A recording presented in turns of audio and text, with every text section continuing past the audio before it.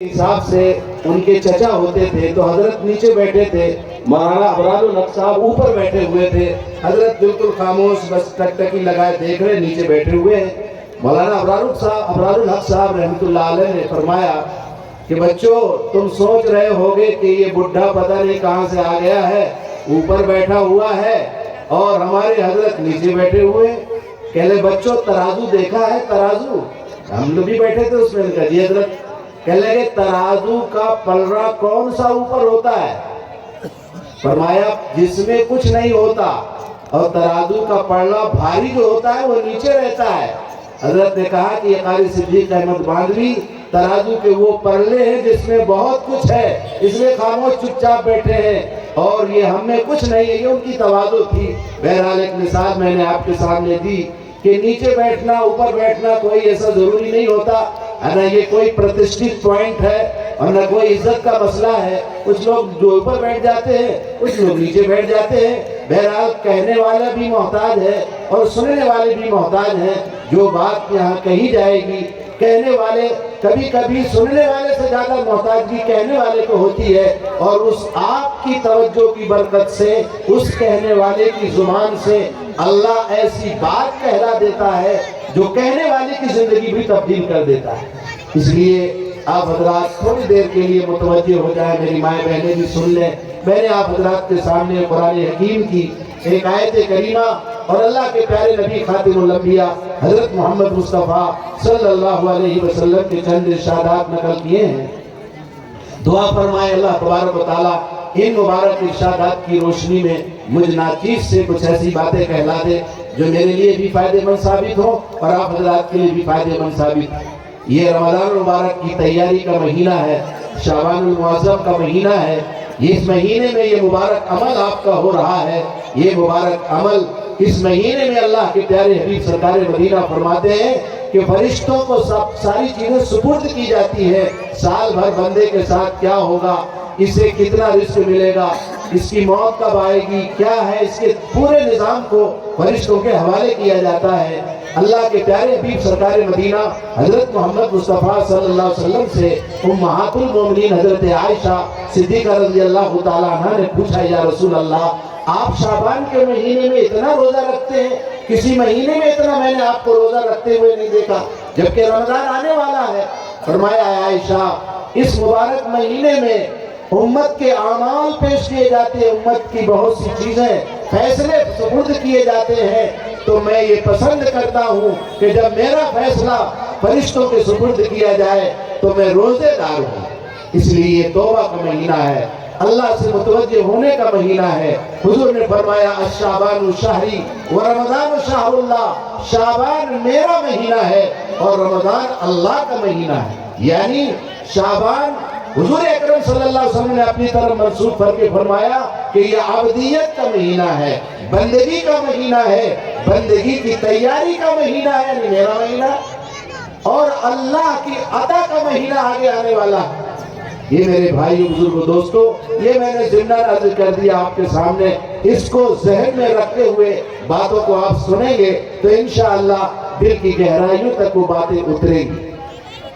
قرآن حکیم میں اللہ تعالیٰ نے فرمایا یا ایھا الذین آمنوا قوا انفسکم وآہلیکم نارا، اے ایمان والو، اے میری ذات کو تسلیم کرنے والو، اے مجھے خالق اور مالک تسلیم کرنے والو، میرے پیغمبر جناب محمد رسول اللہ صلی اللہ علیہ وسلم کو آخری نبی ماننے والو، جنت اور جہنم پر یقین کرنے والو، تم سنو، تم کو فرمایا یا ایھا الذین آمنوا قوا انفسکم، تو اپنے آپ کو اور اپنے بچے اور بیوی بچوں کو جہنم کی آگ سے بچاؤ جس کے ایندھن انسان اور پتھر ہے۔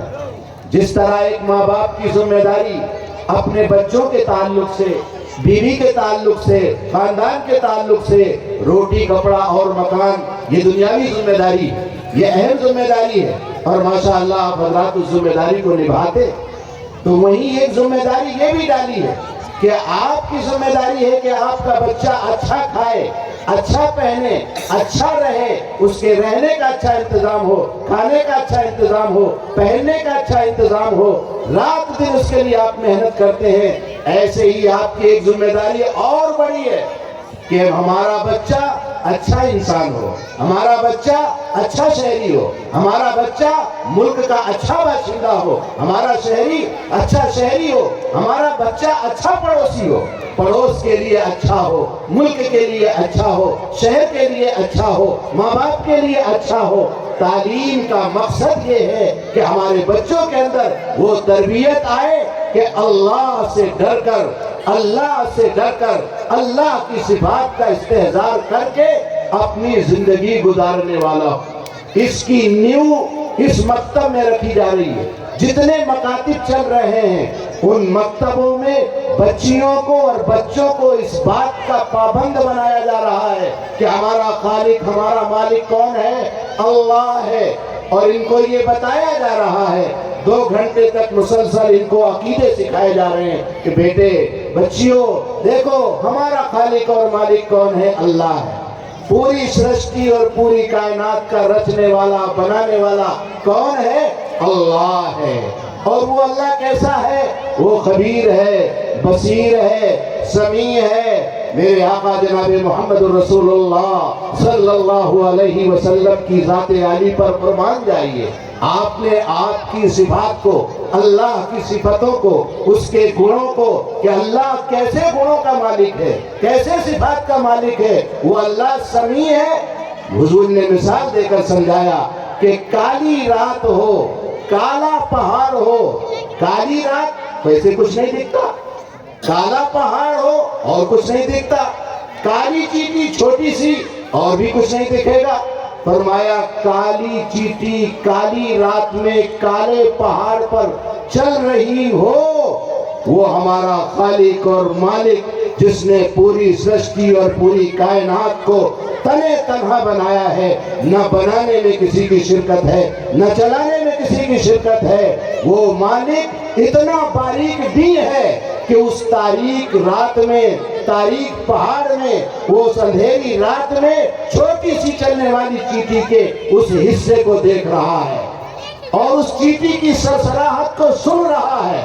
جو اتنا بڑا سننے والا ہو، جو اتنا زبردست دیکھنے والا ہو، جہاں ہمارے زبردست کیمرے پھیر ہو جائیں، اس کے کیمرے جو ساتوں زمین تک اگر اس کی روشنی پہنچ جائے، اس سے بھی بچ کر کوئی جانے والا نہیں، جس کا علم آسمانوں تک اور سمندروں تک، اور جو بغیر کھمبوں کے آسمان کو بنانے والا اور یہ تارے بھرے آسمان کو بنانے والا، وہ ہمارا خالق اور مالک۔ اور یہ عقیدہ سکھایا جاتا ہے کہ وہ اللہ اگر چاہے کہ دنیا کی ساری طاقتیں مخالف ہو جائیں، اور وہ اللہ نہ چاہے تو دنیا کی کوئی طاقت کچھ نہیں کر سکتی۔ انہیں یہ بتایا جا رہا ہے کہ اگر اللہ تمہارے پیچھے پڑ جائے، نقصان پہنچانے پہ آ جائے، تو دنیا کی کوئی طاقت تمہیں بچا نہیں سکتی۔ اور محمد الرسول اللہ صلی اللہ علیہ وسلم کے ذریعے سے، آپ کی نبوت کے ذریعے سے یہ بتایا جاتا ہے کہ ہمارے ذہنوں کے، دماغوں کے چلائے ہوئے ساری چیزیں غلط ہو سکتی ہیں، ہماری سوچی ہوئی باتیں غلط ہو سکتی ہیں، لیکن ہمارے آقا سید الاولین والآخرین انتم سندیش کا محمد رسول اللہ صلی اللہ علیہ وسلم نے جو بات فرما دی وہ غلط نہیں ہو سکتی۔ اسی کا نام ایمان ہے۔ پیارے آقا صلی اللہ علیہ وسلم کی پھر حدیثیں، آپ کی جیونی، آپ کی سیرت، یہ پڑھایا جاتا ہے بچوں کو۔ خیر الناس من ینفع الناس۔ صبح بچہ آتا ہے اور کھڑا ہو کر کے حدیث سناتا ہے۔ پیارے آقا حضرت محمد مصطفیٰ صلی اللہ علیہ وسلم فرمایا، تم میں سب سے بہتر انسان وہ ہے جو تمام انسانوں کو فائدہ پہنچائے۔ یہ مکتب میں پڑھایا جا رہا ہے۔ مکتب اور مدرسوں کو لوگ بدنام کرے بات الگ ہے، ہم تو برادران وطن کو بلاتے ہیں۔ ہمارے اب جلسہ تھا کھنڈوا مدرسے کا، بڑا مدرسہ ہے، 16 ایکڑ زمین ہے، اس کی بڑا مدرسہ بنا ہوا ہے، میں یہاں آتا بھی رہتا ہوں۔ ماشاءاللہ اس مدرسے کے جلسے میں ہمارے کئی لوگ برادران وطن آئے۔ مہیش پٹیل صاحب نے مائک لیا اور بتایا کہ ہم صبح سے شام تک مدرسے کی تمام چیزوں کو دیکھ کر ہمیں خوشی ہوتی ہے۔ اپنے وقت پر ہم اٹھنا پسند، ہم 4 بجے اٹھنے کے عادی ہو گئے۔ ہم تو اب کا بھی بونا رہتا ہے، ہمیں ٹریکٹر چلانا رہتا ہے تو ہم الارم لگانے کی ضرورت نہیں پڑتی، ہمیں معلوم ہے کہ اتنے وقت بالکل فٹ ٹائم پہ اللہ کا منادی پکارے گا۔ اس لیے یہاں یہ بتایا جاتا ہے خیر الناس من ینفع الناس، لوگوں میں سب سے بہتر وہ ہے جو تمام انسانوں کو فائدہ پہنچائے۔ یہ حدیث یہاں پڑھائی جاتی ہے، حضور نے فرمایا واللہ لا یومن، واللہ لا یومن، واللہ لا یومن، حضور نے فرمایا قسم خدا کی وہ پکا مسلمان نہیں، وہ مومن نہیں۔ قیل من یا رسول اللہ، سوال کیا گیا اللہ کے رسول کون؟ فرمایا لا یامن جارہ بوائقہ، جس کا پڑوسی اس سے محفوظ نہ ہو۔ پڑوسی مسلمان ہو، سکھ ہو، عیسائی ہو، کون ہو، یہ نہیں کہا۔ پڑوس میں آپ کے کوئی ہندو بھائی رہتا ہے، اسے اتنا اطمینان ہو کہ میری عزت، میری تمام چیزوں کا ہر طرح سے محافظ ہوگا، کیونکہ میرے بغل میں محمد الرسول اللہ صلی اللہ علیہ وسلم کا ماننے والا رہتا ہے۔ یہ مکتبوں میں سکھایا جاتا ہے۔ ابھی بچیوں نے مکالمے کی شکل میں پیش کیا کہ مردوں کے لیے حکم ہوا کہ تم جب چلو تو اپنی نگاہوں کو نیچی کر لو تاکہ غیر محرم پر تمہاری نظر نہ پڑے۔ جو مذہب یہ سکھا رہا ہو، وہ مذہب کسی کی بچی کو پھنسانے کی، یا نعوذ باللہ من ذالک اس بچے کو غلط طریقے سے اس کو مائل کر کے اپنے اس میں جال میں پھنسانے کی اجازت کیسے دے سکتا ہے؟ اگر کوئی مذہب کا آدمی، مسلمان کوئی لڑکا اس طرح سے غلط طریقے پر کسی بچی کو بلاتا ہے اور بچی کے ساتھ غلط حرکت کرتا ہے، وہ جیسے یہاں مجرم ہے ایسے وہاں بھی مجرم۔ ہماری شریعت نے اس کی اجازت نہیں دی۔ کسی بھی بچی یہ سوچ دیا ہے کہ تمام انسانوں کو اللہ نے ایک آدم سے پیدا کیا ہے، ایک آدم حوا کے سارے اولاد ہیں، دنیا میں جتنے بھی انسان بستے ہیں اللہ نے ان سب کا خالق اور مالک ایک مالک ہے، کوئی الگ مالک نہیں ہے۔ اگر آسمان اور زمین کے پیدا کرنے والے کئی خدا ہوتے تو یہ آسمان اور زمین اختلاف کی وجہ سے ٹوٹ پھوٹ کر پھنا ہو جاتا۔ یہ نظام کائنات جو چل رہا ہے، ان تمام چیزوں کا خالق اور مالک ہمارا اللہ۔ اس لیے میرے بھائیوں، بزرگوں، دوستوں، ہمیں یہ مکاتب پیار محبت سکھاتے ہیں۔ بچوں میں ایک دوسرے کے اخلاق، اچھے آچرن، بڑے اور چھوٹے کا ادب، چھوٹا بڑے کی عزت کرے، بڑا چھوٹے پر شفقت کرے، ایک دوسرے کا احترام کرے، ملک کی محبت، جس وطن میں ہم رہتے ہیں اس وطن کی محبت اور اس گھر سے محبت، یہ ساری چیزیں جو ہے ان بچوں کو مکتب میں سکھائی جاتی ہے۔ اور ان مکتب میں یہ بتایا جاتا ہے کہ ہمارا اس زمین سے تعلق دین زندگی ہی میں نہیں، مرنے کے وقت بھی یہ ہم پیغام ان کو سکھاتے ہیں کہ بیٹا جب قبرستان میں روح نکل جاتی ہے اور ہمارا جسم صرف رہ جاتا ہے، تب ہم دفن کرنے جب جاتے ہیں تو پیارے آقا صلی اللہ علیہ وسلم نے وطن کی محبت اس سے بڑی کیا ہوگی کہ ہم دفن کرتے وقت بھی یہ پڑھتے ہیں منہا خلقناکم وفیہا نعیدکم ومنہا نخرجکم تارۃ اخری، اسی مٹی سے ہم نے تمہیں پیدا کیا تھا، اسی مٹی سے ہم نے تمہیں پیدا کیا تھا، اسی مٹی میں تمہیں دوبارہ اتار رہے ہیں اور اس مٹی ہی سے تمہیں نکالا جائے گا۔ جب قیامت آئے گی، مہا پرلے آئے گا، پوری کائنات کی انسانیت ایک جگہ جمع کی جائے گی تو خالق اور مالک پوری دنیا کی انسانیت کو جمع کرے گا، تو اسی مٹی سے اٹھ کر کے ہم کھڑے ہوں گے۔ یہ ہے ہمارا، اسی ہندوستان کی سرزمین میں ہم پیدا ہوئے، اسی سرزمین میں انشاءاللہ قیامت کے دن بھی ہم اٹھائے جائیں گے۔ یہ پڑھایا جاتا ہے ہمارے مکتبوں میں، مدرسوں میں۔ ماشاءاللہ آپ حضرات نے مغرب سے لے کر عشاء کا اور عشاء کے بعد اب تک بچوں کا پروگرام سنا۔ دیکھیے ہمارے بزرگ اللہ ان کو کروٹ رحمت نصیب فرمائے، حضرت مولانا غلام محمد صاحب استانگی رحمت اللہ علیہ ہو گئے۔ اب خادم مساجد قرآن اور مسجدوں کی خدمت کرنے والے، ہزاروں مسجدوں کے بانی، ہزاروں مدرسوں کے اور کالجوں کے بانی مبانی تھے۔ وہ فرمایا کرتے تھے، ان کی ایک شاخ کے محتمی مولانا صدیق صاحب موجود ہے ابھی یہاں کھنڈوا میں، نئی شاخ قائم ہوئی ہے ماشاءاللہ اسکول کے ساتھ، اللہ کا شکر ہے، قریب 160 بچے بھی اسی سال قائم ہوا اور بہت تیزی کے ساتھ ماشاءاللہ ترقی کر رہا ہے۔ اللہ تعالیٰ اس کو خوب ترقی نصیب فرمائے۔ ہمارا مدرسہ جامعہ خیرالعلوم بورگاؤں خرد میں جو قائم ہے، بڑا مدرسہ ہے، پورا علاقے کا پرانا، 35 سال پہلے قائم ہوا تھا اور وہاں سے ہم لوگ حاضر ہوئے تھے۔ آج سے 32 سال پہلے، میں 2-3 سال بعد میں یہاں مولانا حماد صاحب رحمت اللہ علیہ حیات تھے، جب ان کی موجودگی میں ایک اسٹیجی پروگرام میں، اس وقت میری عمر رہی ہوگی 22-23 سال کی عمر میں، میں یہاں جتنی عمر کا میرا بیٹا ہے آپ کا یہ مولانا سالم ندوی، اس عمر میں اس اصلاح معاشرہ کے عنوان پر چوک میں یہاں جلسہ تھا، جمعیت علماء ہند کے وفد کے ساتھ میں آیا تھا۔ آج دوسرا یہ اسٹیجی پروگرام ہے جو حاضر ہوا آپ کی خدمت میں۔ اللہ کا عجیب نظام ہے کہ کس وقت کہاں کس کو کہاں پہنچا دے۔ بہرحال میں عرض یہ کر رہا تھا کہ حضرت مستانی رحمت اللہ علیہ فرمایا کرتے تھے کہ جلسہ بچوں کا جو سالانہ جلسہ ہوتا ہے، بچوں کے جلسے میں اصل مقرر ہمارے یہی بچے ہوتے ہیں۔ اصل مقرر کون ہوتے ہیں بھائی؟ یہ ہمارے بچے اصل مقرر ہوتے ہیں۔ آپ حضرات کو بولے بڑے بڑے علماء کو بلاتے تھے حضرت، ان کے استاذوں کو کہ حضرت ہم تو آپ کو اس لیے بلایا ہے کہ ہم اپنے بچوں کو آپ کو سنوائیں اور آپ ہمارے بچوں کی تائید کریں۔ تو ہم بھی اسی حیثیت سے حاضر ہو گئے ہیں، کوئی تقریر کرنا مقصود نہیں تھا۔ آپ کے بچوں کی تعلیمی جائزہ، آپ کے بچوں کا پروگرام، آج کے اس پروگرام کے اصل مقرر ہمارے یہ بچیاں اور بچے ماشاءاللہ بہت ہی خطیبانہ انداز سے بچوں نے تقریر کی، پردے پہ تقریر کی، نماز پہ تقریر کی، جو ہماری ضرورت کی چیزیں تھیں ماشاءاللہ بچوں نے سب کچھ کہہ دیا۔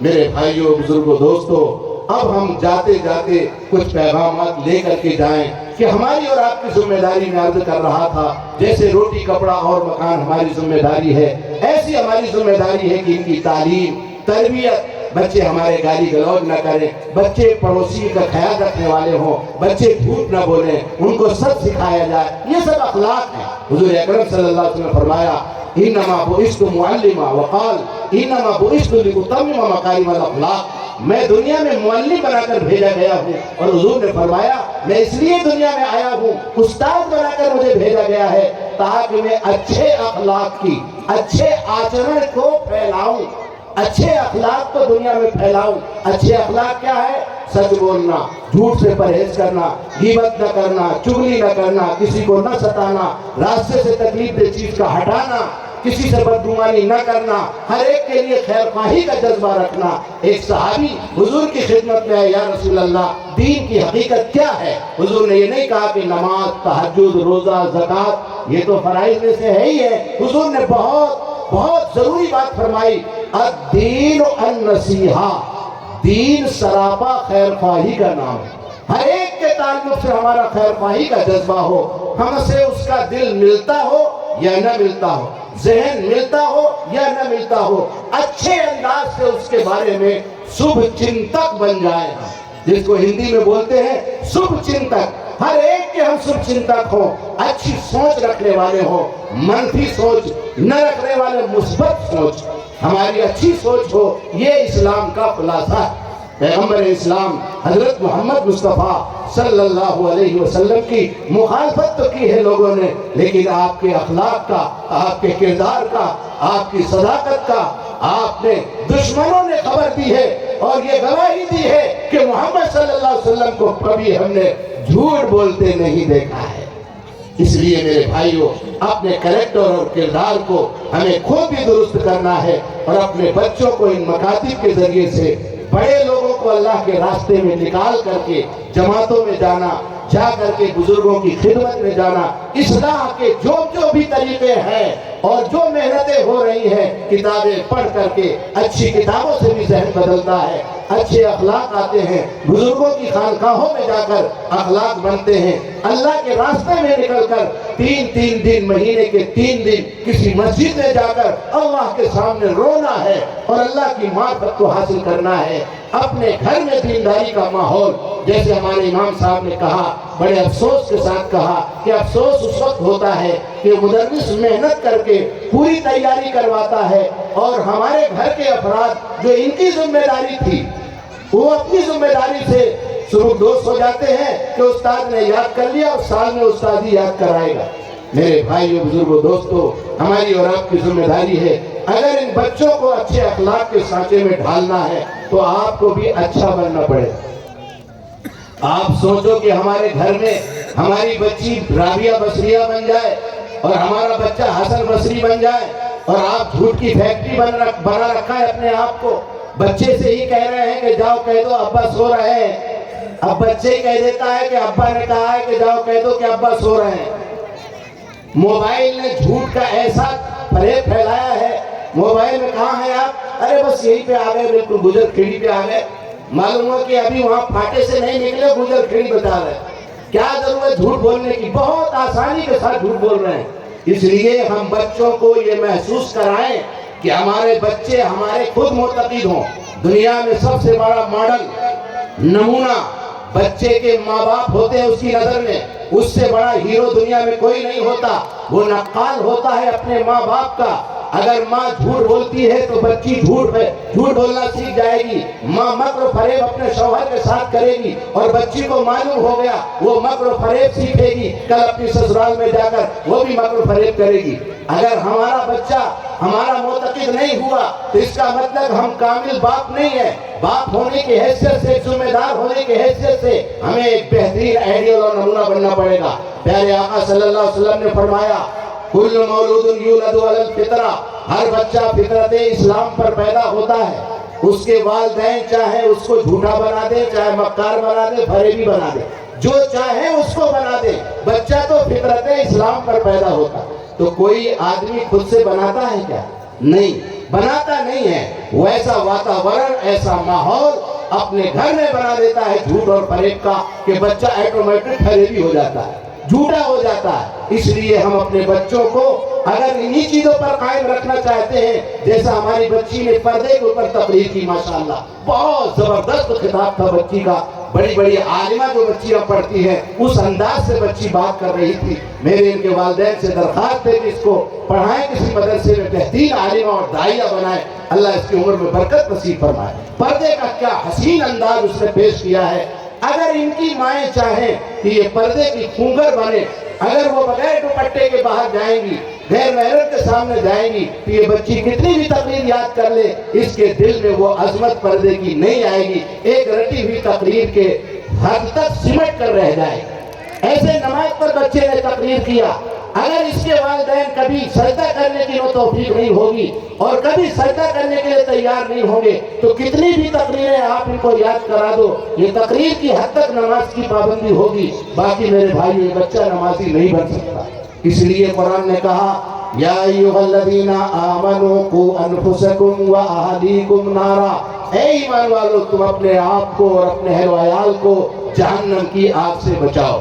روٹی کپڑا اور مکان، جیسے آپ نے اپنی بھوک اور پیاس کو کی مٹایا، آپ نے رات دن جو ہے محنت کر کے، خون پسینہ ایک کر کے اپنے بچوں کو اچھا کھلانے کی کوشش کیا، اور وہ باپ وہ ماں بہت اچھے شمار ہوتے ہیں جو اپنے بچوں کی تمام چیزوں کی فکر کرتے ہیں۔ جو اناری رہتے ایسے یوں ہی کرتے نہیں، کماتے نہیں ہیں، تو سماج میں بھی کوئی عزت ان کی نہیں رہتا ہے۔ ایسے ہی ہے، گھوما کرتا ہے بلا وجہ، نہ بچوں کی فکر ہے، نہ بیوی کی فکر ہے، نہ کچھ کما کے لاتا ہے، بیچاری پریشان رہتی ہے۔ غیر ذمہ دار آدمی کی کسی بھی شعبے میں قدر نہیں ہے۔ تو ذمہ دار آپ ماشاءاللہ روٹی کپڑے اور مکان میں تو بن گئے۔ حاجی صاحب ہمارے ایک دکان تیار کی تو بولتے دوسری دکان ہو جائے، تیسری دکان ہو جائے۔ ہمارے حاجی جمیل صاحب بیٹھے ماشاءاللہ، کئی دکانیں خوب بچوں کی ہو گئی، لیکن یہ دین کی بھی فکر کرتے ہیں ماشاءاللہ، بچے بھی دین پہ لگ جائیں۔ تو یہ ایک مثال دے دی، ہم سب کی ذمہ داری ہے کہ روٹی کپڑا اور مکان کے ساتھ ساتھ ہمارا بچہ ایمان والا ہو، ہمارا بچہ پیغمبر والا ہو، ہمارا بچہ محمد الرسول اللہ کا غلام ہو، ہمارا بچہ انسانیت کی سیوا، مانو سیوا کا جذبہ اس کے اندر ہو، حضور اکرم صلی اللہ علیہ وسلم کی شریعت کے مطابق قوم کے خادم ہو وہ، اور قوم کے لیے خدمت کا جذبہ رکھنے والا ہو، اپنے ملک سے خدمت کا جذبہ رکھنے والا ہو۔ یہ ہم اپنی قوم کو، اپنے بچوں کو سکھانے کی ہماری ذمہ داری ہے۔ اس لیے میرے بھائیوں، بزرگوں، دوستوں، ساتھ ہی ساتھ ہماری ماں اور بہنوں کی ذمہ داری باپ سے زیادہ بڑھ جاتی ہے۔ میری مائیں بہنیں کافی تعداد میں بیٹھی ہوئی ہیں، خاص طور پر میں جو یہ جلسے میں کامیابی کا صحرا اور کامیابی کا جو صحرا بننا چاہیے جس کے سر، وہ ہماری مائیں بہنیں یہ پابندی کرواتی ہیں۔ میری بھائی دوستو، اس لیے مکتب کو بہت منظم بنانے کی ضرورت ہے۔ میں اپنی بات کو سمیٹتا ہوں، زیادہ وقت آپ کا نہیں لینا ہے، لیکن احباب جمع ہیں، بس دل میں آ رہا ہے کہ کہتا جاؤں، یہ آپ کی توجہ کی برکت ہے۔ ماؤں کی ذمہ داری ہے کہ جس طرح آج یہ پابندی کے ساتھ بچوں کو بھیجتی رہی، ہمیشہ پابندی کے ساتھ بھیجتی رہیں، کیونکہ مائیں جو ہے آئیڈیل ہے اپنی بچیوں کا۔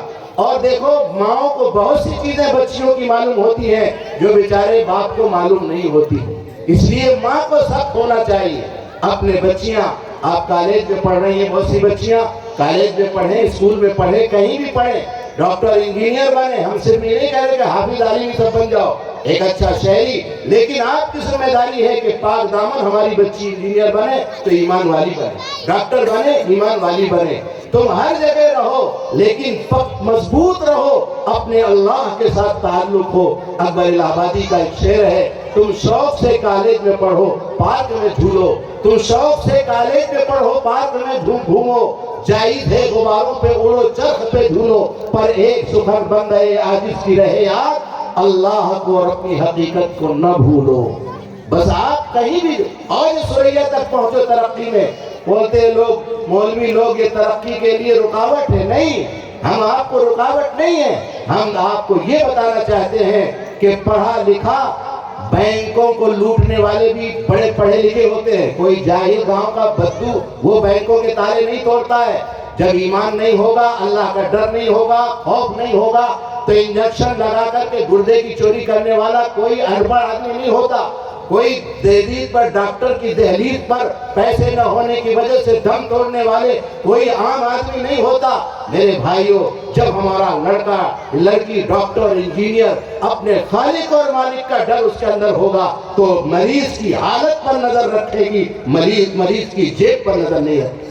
ہم یہ چاہتے ہیں ایسے ڈاکٹر ہمارے ملک میں تیار ہو، ایسے انجینئر تیار ہو کہ ایسے نقشے پیسے دے کر پاس نہ کرے کہ بلڈنگ گر جائے اور ہزاروں لوگ مر جائے اس میں۔ ہم ایسے انجینئر کہ ہزاروں لاکھوں کروڑوں دے لیکن ہم کسی جان کا سودا نہیں کر سکتے، ہم نقشہ وہ پاس کر ہی نہیں سکتے جو انسانیت کو نقصان دینے والا، کسی کو ایکسیڈنٹ ہو فوراً خون دینے والا ہو، جذبہ انسانیت اس کے اندر زندہ ہو جائے۔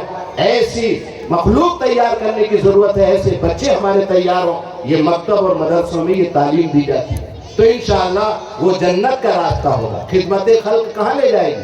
جنت کی طرف۔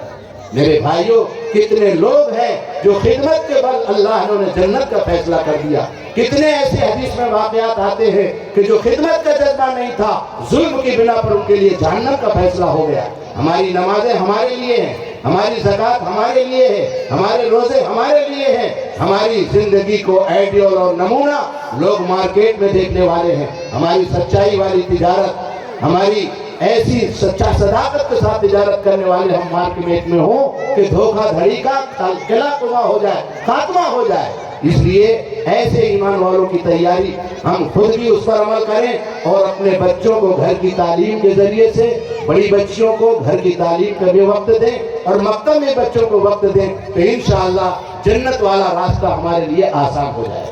ہم ایمان والے ہیں، ہماری ذمہ داری ہے کہ ہمیں وہ راستہ اختیار کریں جو جنت میں لے جانے والا ہو۔ تو بڑوں کا جو راستہ ہے وہ ہمیں اختیار کرنا ہے، تو روٹی کپڑا اور مکان کے ساتھ ساتھ دیندار بنانا بھی ضروری ہے۔ دیندار کا مطلب صرف نمازی بنانا نہیں بلکہ دین کے ہر شعبے میں صداقت اور امانت کا علمبردار بنانا ہے۔ لڑکی کو ایسا تیار کر کے بھیجنا ہے کہ جب وہ شادی ہو سسرال جائے تو ایک اخلاق کا نمونہ پیش کرے تو وہ گھر جنت کا نمونہ بن جائے۔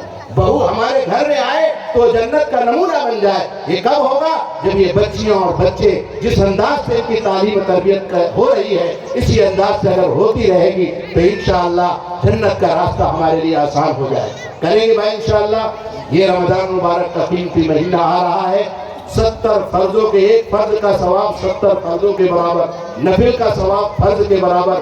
یہ بہت بڑا مہینہ آ رہا ہے۔ حضور نے فرمایا اذلکم شہر عظیم، ایک بڑا مہینہ سایہ فگن ہونے والا ہے، اس کی تیاری کریں، آج ہی سے توبہ کریں اللہ کے سامنے کہ انشاءاللہ اللہ ہمارے تمام گناہوں کو اللہ معاف کرے گا کہ اپنے گناہوں سے توبہ کرتے ہیں، ماں باپ کی نافرمانی سے، شراب نوشی سے، جوا سے، پھسٹے سے، فضول خرچیوں سے، فضول ادھر ادھر گھومنے سے، عشاء کے بعد فوراً سونے سے، فوراً جو ہے نہ سو کر کے جاگنے سے توبہ کرنا ہے۔ اور موبائل جو ہماری تنہائیوں کو اجاڑنے والا آلہ ہمارے پاس آ گیا ہے، یقیناً موبائل ایک ضرورت کی چیز ہے لیکن کتنے لوگوں کی اس نے تنہائیوں کو برباد کر دیا اور کتنے لوگوں کی روحانیت اس نے ختم کر دی۔ اس موبائل کے اندر بھی پابندی اپنے آپ کو کرنا ضروری ہے۔ اللہ تعالی ہم سب کو اپنے آپ کو اور اپنے اہل و عیال کو جہنم کے آگ سے بچانے کی توفیق عطا فرمائے اور جنت کے راستے پر لے جانے والے اعمال کی توفیق عطا فرمائے۔ اسی دوسری حدیث تھی میں نے جو پڑھی تھی، اس کا ترجمہ کر کے اپنی بات ختم کر دیتا ہوں۔ کلکم راعٍ و کلکم مسئول عن رعیتہ، تم میں سے ہم میں سے ہر شخص اپنے گھر کا، اپنے علاقے کا، اپنے محلے کا ذمہ دار ہے۔ کل قیامت میں اللہ تعالیٰ ہر ذمہ دار سے اس کے ذمہ داریوں کے تعلق سے سوال ہوگا۔ ان ذمہ داریوں کی بھی تیاری ہمیں کرنا ہے۔ جو جتنا بڑا ہے گھر کا، اس سے سب کے بارے میں سوال ہوگا، جو چھوٹا ہے اس سے کم سوال ہوگا۔ اللہ تعالیٰ ہم سب کو اپنی ذمہ داریوں کو، ہماری ماں بہنوں کو اپنے گھر کی ذمہ داری، ماں بہن کی جنت ہماری بہت آسان ہے۔ حضور نے فرمایا کہ جو عورت 5 وقت کی نماز پڑھ لے، اپنی عزت کی حفاظت کرے، اپنے بچوں کی اور شوہر کی خدمت کرے، اور فرمایا اپنے آبرو کی حفاظت کر کے اپنے گھر میں رہے، فرمایا جنت کے جس دروازے سے، جنت کے 8 دروازوں میں سے جس دروازے سے چاہے وہ داخل ہو جائے۔ اس لیے میری ماں و بہنوں، اپنے آپ کی حفاظت کرو، اپنی بچیوں کی حفاظت کرو، اپنی ذمہ داریوں، اپنی نگرانیوں کو ٹائٹ کرو، اپنی بچیوں سے اچھا کھلاؤ، اچھا پہناؤ، لیکن ان پر نظر گہری رکھو، موبائل پر نظر رکھو۔ موبائل لاک کھلنا سب معلوم ہونا چاہیے، فوراً موبائل چیک کرو۔ یہ کوئی بدنیتی کی یا بدگمانی کی بات نہیں ہے، اپنی بچیوں سے اچھا گمان بھی رکھنا ہے اور کڑی نظر بھی رکھنا ہے، تو انشاءاللہ اپنے بچے اور بچوں کی حفاظت بھی ہوگی۔ اللہ ہم سب کو کہنے اور سننے سے زیادہ عمل کی توفیق عطا فرمائے۔ وآخر دعوانا ان الحمدللہ رب العالمین۔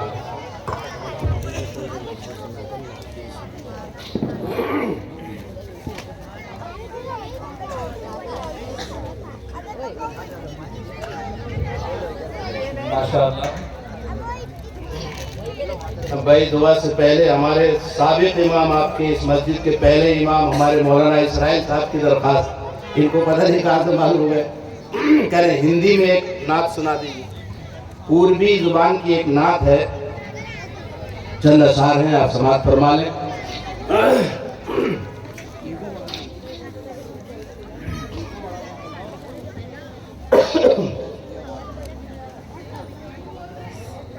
میں تو بھی رہا کیا گی، میں تو بھی رہا کیا گیری میں جھلس رہا، موہے موہنی روپ دکھا جانا، میں تو جو ہٹ بیٹھے ڈگر توری، میں تو جو ہٹ بیٹھے ڈگر توری، موہے آگے درش دکھلا جانا۔ سبحان اللہ۔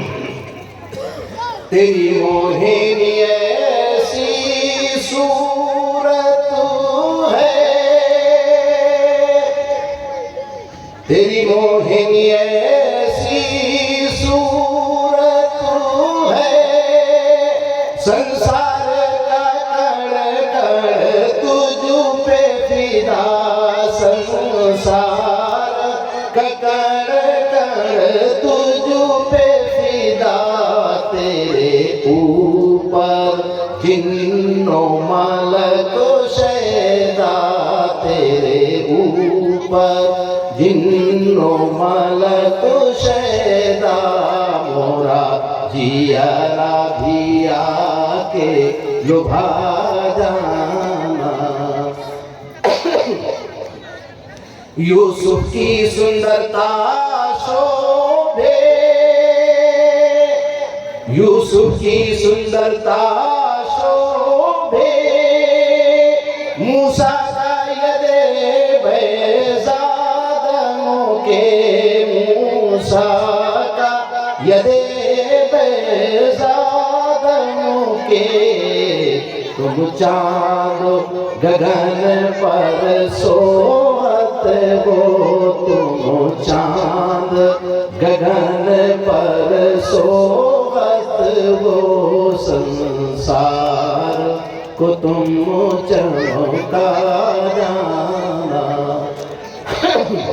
سبحان اللہ مجھدھار میں نیا پھنسی موری اس شعر پہ کچھ توجہ چاہوں گا مجھدھار میں نیا پھنسی موری کہیں جائے نہ ڈوبو ندی گہری کہیں جائے نہ ڈوبو ندی گہری مورے کھیون ہار نبی جی تم مورے کھیون ہار نبی جی تم موری نیا پار لگا جانا آخری شعر مقبول بسمات فرمائیں ہمارے قاری صدیق صاحب بانوی رحمۃ اللہ علیہ کے مجلس کے بہت بڑے شاعر تھے انیس الہٰبادی صاحب ان کی نظم ہے کردہ ہے یہ نام سماعت فرمائیں تیرے دوارے انیس کھڑا مانگے تیرے دوارے انیس کھڑا مانگے تیرا دست کرم ٹک ٹکتا کے تیرا دست کرم ٹک ٹکتا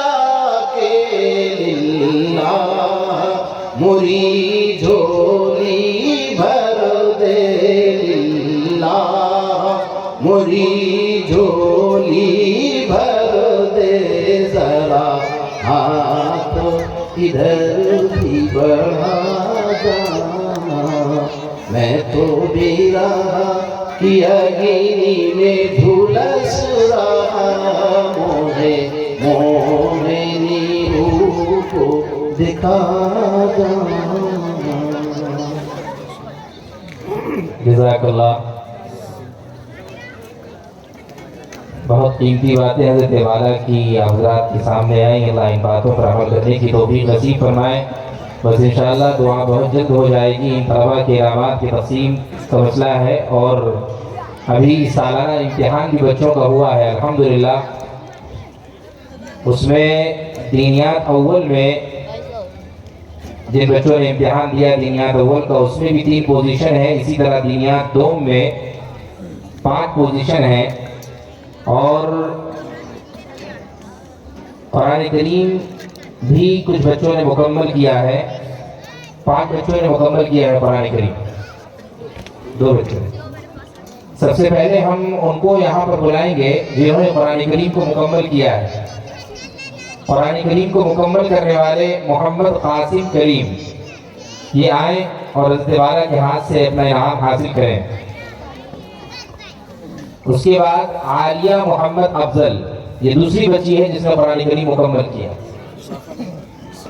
یہ 2 بچوں کو محمد عزیز صاحب کی طرف سے انعام 30-20 روپے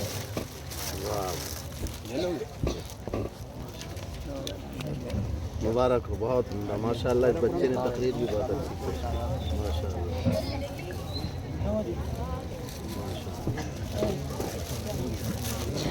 دیکھنا بیٹا تو آئے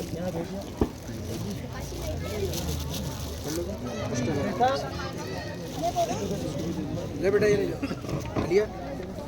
عالیہ کو لے لو نیچے پوزیشن